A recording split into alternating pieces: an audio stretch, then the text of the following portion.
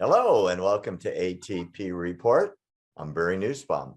I'd like to remind all of you in ATP land, remember you can sign up for our email list directly simply by going to findbarry.com. Findbarry.com, it'll take you to the ATP landing page.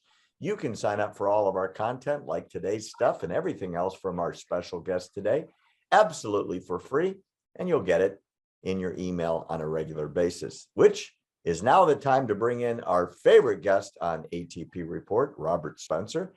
You know him as the author of over 24 best-selling books on Islam and jihad around the world. He's the founder and editor of Jihad Watch. He is the expert on what's going on with insurgencies around the world. Welcome, Robert Spencer. Always good to talk to you, Barry. Thank you.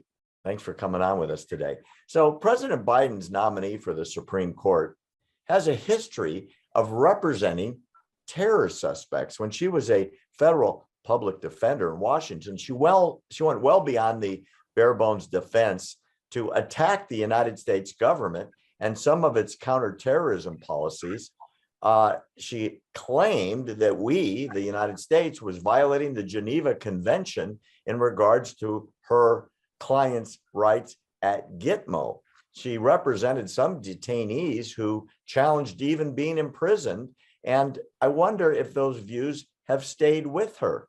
Now, by way of background, I have a good friend who was a Marine major at Gitmo. She was in charge of one of the wing's security. She said her prisoners lived in better conditions and ate better food than her Marines. In your opinion, Robert, can Judge Jackson be impartial in regards to these terror undesirables when she sits on the Supreme Court, if that should happen? Well, in the first place, Barry, she's never retracted or expressed any regret for anything that she did in those days. And so we have every reason to believe that she still thinks that the American government is committing atrocities in Guantánamo and that these people are being deprived of their human rights and so on. It's a standard leftist myth, but it is a myth. The Guantánamo supposed concentration camp is the only place where the prisoners actually gain weight while they're there. And there's no mistreatment of them, not even remotely. So it's just an unfortunate indication that Ms. Jackson is a standard leftist with anti-American views, just the sort of person we don't need on the Supreme Court. But the left is increasingly anti-American. Biden is beholden to the far left and his party, and so we're getting an anti-American Supreme Court justice. Sure seems to be. My friend the major said she wished her troops got food as good as her prisoners got. They ate K rations, and the prisoners had a chef for each wing on a daily basis for 3 meals a day. She wanted that food, and she wasn't allowed to give it to her own troops. I'm not surprised. No kidding. So Israel has just experienced their third multiple murder terror attack in a week, and these are attacks inside of Israel. Palestinian terror groups are praising the daily shooting attacks, including the one at Bnei Brak that left 5 Israelis dead. This is just outside of Tel Aviv, and Palestinians are celebrating like crazy all over Palestinian media. Hamas is telling their followers this is the harbinger of our people's operation to come deep inside the Zionist entity, meaning inside Israel. Islamic Jihad, the same thing, showing Palestinian men jumping up and down, shouting slogans to destroy Israel. And the world is quiet, Robert. What can be done to get the truth out about these multiple murders and why they're being committed? Well, the media just doesn't want this kind of thing to be reported, because we have to understand, and I think altogether too many people still don't understand, that the media is not a news source at this point. It's a propaganda arm for the far left, and they have a narrative. And just as we discussed in other contexts before, they have a narrative about Israel, that Israel is an oppressive apartheid state and the Palestinians are the poor oppressed victims. And so when Palestinians act against Israeli civilians and murder Israeli civilians, it doesn't fit the narrative, it doesn't get reported. Because what the jihadis apparently want to do is actually shore up that narrative. Israel has been increasing the number of Palestinians allowed to work in Israel. This was never restricted before and only got to be restricted in the first place because of jihad terror attacks like these. And then Israel began relaxing a lot of these restrictions. Now, probably they will be put back, and that will reinforce the media narrative. We'll hear a lot about that and about this supposed oppression and apartheid. But all it is really is Israel trying to defend itself against this relentless jihad. Well said. I got to ask you these two questions because for the life of me, I don't know the answer, and maybe you do. Judge Jackson, who we've discussed before, is going through hearings, probably on her way to a confirmation to the Supreme Court. And she's had two impossible answers to give, at least from her perspective. The senators that asked the questions expected an answer, and astoundingly, Judge Jackson couldn't answer either one of them. The first one came from Senator Kennedy when he asked her, when do the equal protection laws attach to a human being? I mean, that's a reasonable thing to ask. Obviously, he was inquiring about her thoughts on abortion. And Judge Jackson said, I got to read you the quote word for word. Quote, well, Senator, I believe the Supreme Court, I actually don't know the answer to that question. I'm sorry, I don't. In other words, I don't know when a baby is a human being or not. She has no idea. Now, this was on top of the craziest answer I've ever heard, where the other day she was asked, could she please supply a simple definition, the difference between a man and a woman? What is a woman? And she said, I don't know. I'm not a biologist.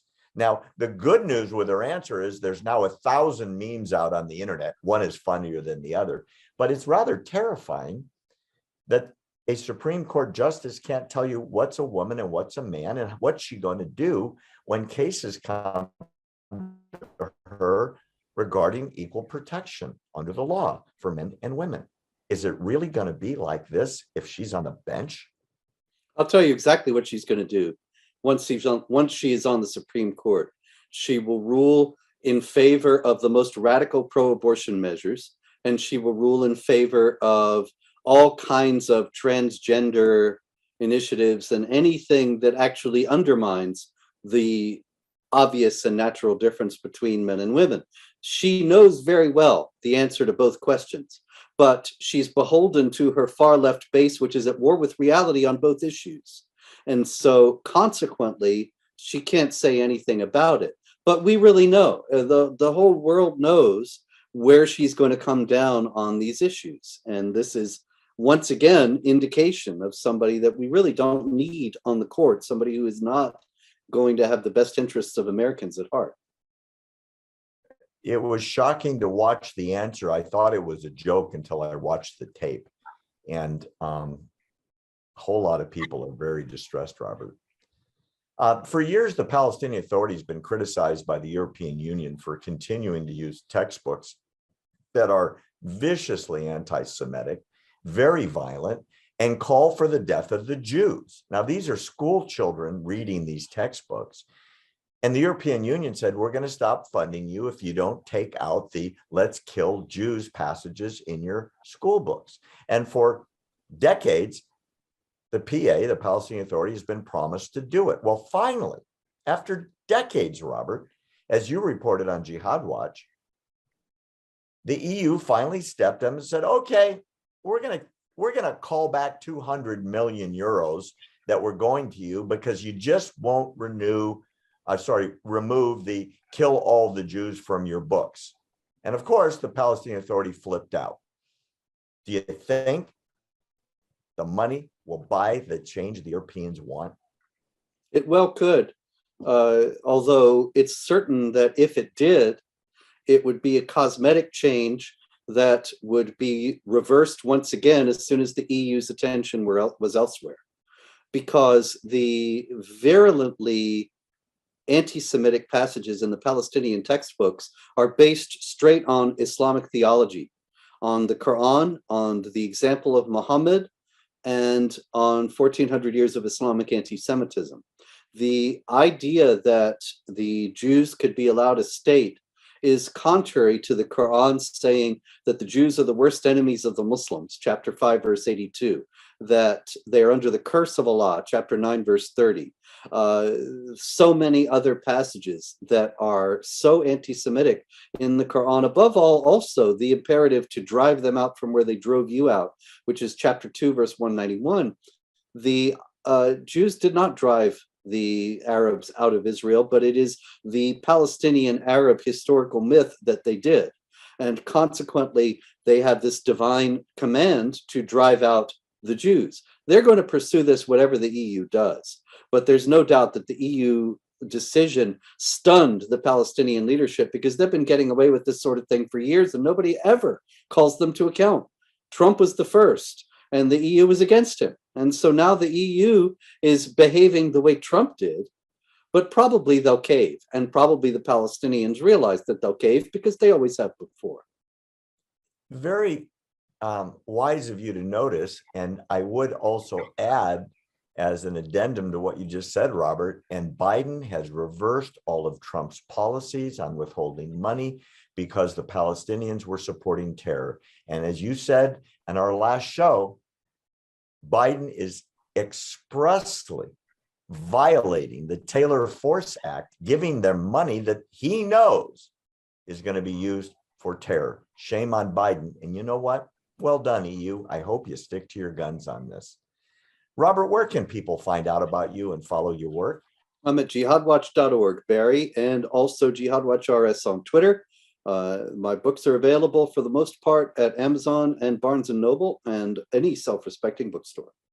And as I say, every time Mr. Spencer joins us, read his stuff. You need to be educated, and he's the scholar to teach you about Islam. Trust us at ATP.